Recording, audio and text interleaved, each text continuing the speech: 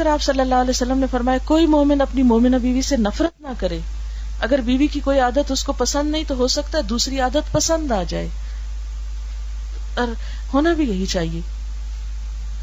جس طرح مثلاً پھول دیکھتے ہوئے ہو سکتا ہے کسی کو یلو کلر پسند ہو اور کسی کو پرپل پسند ہو, تو عموماً ہم جب کسی چیز کو دیکھتے تو کیا دیکھتے جو چیز ہم کو اچھی لگتی. ویسے کسی کے فیس میں سے کیا ہم دیکھتے ہیں, بعض اوقات اگر کسی کی آنکھیں اچھی لگتی ہیں یا ناک اچھا لگتا ہے تو اس کا چہرہ دیکھتے ہوئے بھی اس خاص حصے پہ ہماری نظر زیادہ ہوتی ہے نا جو ہماری پسند کا ہوتا ہے. مثلا اپنے بچوں میں دیکھ لیں یا اور اپنے جان پہچان. اسی طرح عادتوں میں بھی یہ دیکھنا چاہیے, جو دوسرے کی کمزوریاں ہیں, دوسرے کی جو عادتیں اچھی نہیں لگتی, اگر وہ نظر آئیں بھی تو نگاہ پھیر لیں, ان کی طرف زیادہ توجہ نہ کریں. لیکن شیطان ہے نا ہمارا کھلا دشمن, وہ ہمیں وہی چیزیں بار بار وہ یاد کراتا ہے اور دوسرے کی خیر بھلائی سب کچھ بھلوا کے رکھ دیتا ہے. تو اس لیے خوشحال زندگی کا راز کیا ہے؟ اگر ایک عادت تم کو پسند نہیں تو دوسری عادت پہ توجہ دو جو تمہیں پسند ہے, اس طرح نباہ ہو جائے گا. پھر اسی طرح ایک دوسرے کو معاف کر دینا چاہیے, عفو درگزر کا طریقہ اختیار کرنا چاہیے. قرآن پاک میں اللہ تعالیٰ فرماتے ہیں یا ایھا الذین آمنوا ان من ازواجکم واولادکم عدوا لکم فاحذروہم وان تعفوا وتصفحوا وتغفروا فان اللہ غفور رحیم. اے لوگو جو ایمان لائے ہو, تمہاری بیویاں اور بچے بعض تمہارے دشمن ہو سکتے, اگر تم معاف کر دو, درگزر کرو اور اگنور کر دو, بخش دو, تو اللہ تعالیٰ بھی غفور رحیم. گویا 3 لفظ معاف کرنے کے یہاں اکٹھے کر کے اللہ تعالیٰ نے یہ نقطہ واضح کر دیا کہ اس زندگی میں خوشحالی معاف کیے بغیر نہیں آ سکتی. اگر دلوں میں رکھ لوگے, گریں باندھ لوگے, پکا کر لوگے, بات نہیں بنے گی. اس میں چھوٹی سے لے کر بڑی سے بڑی چیزیں معاف کرتے جاؤ, 1 دفعہ نہیں, 2 دفعہ نہیں, 3 دفعہ نہیں, بار بار معاف کرو.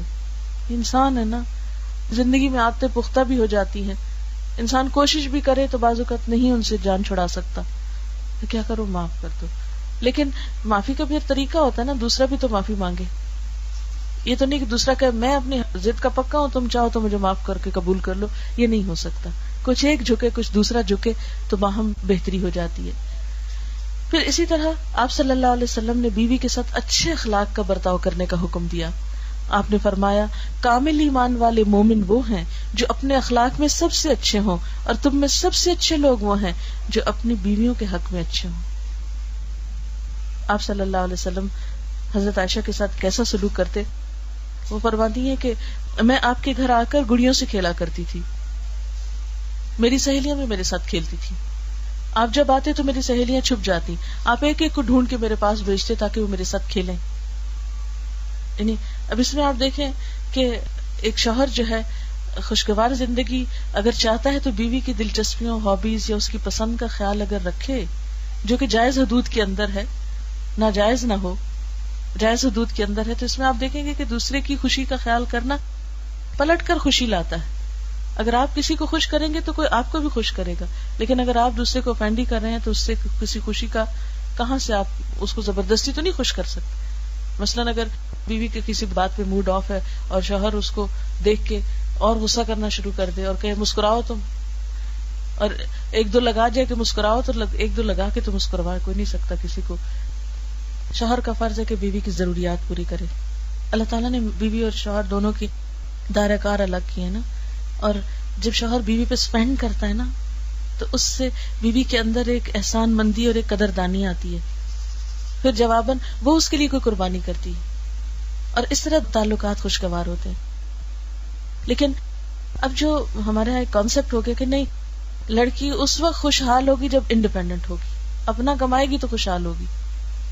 ٹھیک ہے اگر کسی میں صلاحیت ہے کوئی کما لے, لیکن یہ یاد رکھیں کہ اپنا کما کر وہ خوشی نہیں ہو سکتی جو شوہر کے مال میں سے استعمال کر کے ہوتی ہے, کیونکہ پھر اس سے ایک تعلق بنتا ہے نا, ایک رشتہ مضبوط ہوتا ہے.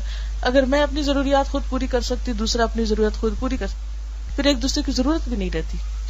اللہ نے یہ جو دونوں کو ایک دوسرے کا محتاج رکھا ہے نا, شوہر بچوں کے لیے بیوی کا محتاج ہے, وہ کوئی طریقہ نہیں کر سکتا جب تک وہ تعاون نہ کرے کہ وہ اس کے لیے بچہ پیدا کرے, اور اسی طرح بیوی کو شوہر کا محتاج رکھا کہ وہ اس پہ خرچ کرے. تو دونوں جب ایک دوسرے کی ضرورت بنتے ہیں تو تعلق زیادہ مضبوط ہوتا ہے, اور جب دونوں ایک دوسرے سے بے نیاز ہونے لگتے ہیں تو پھر تعلق بھی باہم نہیں بنتا. اس لیے قرآن پاک سے ہمیں یہ پتہ چلتا ہے کہ شوہر پہ لازم ہے کہ وہ بیوی کے اوپر خرچ کرے. ہاں اس کے مقابلے میں اگر بیوی ارن کرتی ہے تو اس پہ لازم نہیں ہے کہ وہ شوہر کے لیے خرچ کرے. ہاں اگر وہ کرتی ہے تو اس کے لیے صدقہ شمار ہوتا ہے. پھر اسی طرح شوہر کی اطاعت جو ہے وہ لازم ہے. مسلمان عورت کے لیے جائز نہیں کہ شوہر کی مرضی کے بغیر گھر سے قدم باہر رکھے, کہیں ایسی جگہ جائے جہاں جانا شوہر کو پسند نہیں. یہ عورت کی ذمہ داریوں میں سے ہے. پھر اسی طرح عورت کی ذمہ داریوں میں سے کہ اپنی عزت و عصمت اور آبرو کی حفاظت کرے. کوئی ایسا کام نہ کرے جس سے شوہر کے دل میں شک آئے یا اعتماد ختم ہو. کیونکہ آپ دیکھیں شوہر بیوی کا جو رشتہ ہے نا, اعتماد کا رشتہ ہے, اور اگر اعتماد ٹوٹنے لگے تو اس رشتے میں تلخیاں اور کانٹے بھر جاتے ہیں. بھول کے بھی کوئی ایسا کام نہ کرے انسان جس سے ایک دوسرے پہ مان ختم ہو یا بے وفائی کا شبہ ہو. اس سے انسان ساری نعمتیں ہوتے ہوئے بھی گھر کا سکون نہیں پا سکتا.